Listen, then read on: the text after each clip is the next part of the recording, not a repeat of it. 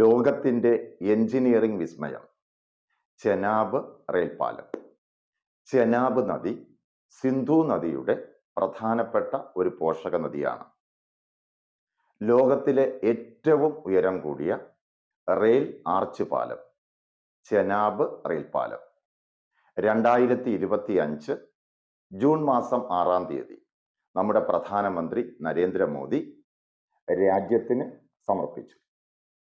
ചെനാബ് പാലത്തിന്റെ നീളം 1315 മീറ്റർ, വീതി 13.5 മീറ്റർ, ഉയരം 359 മീറ്റർ. ഈഫൽ ടവറിന്റെ ഉയരം കേവലം 330 മീറ്ററാണ്.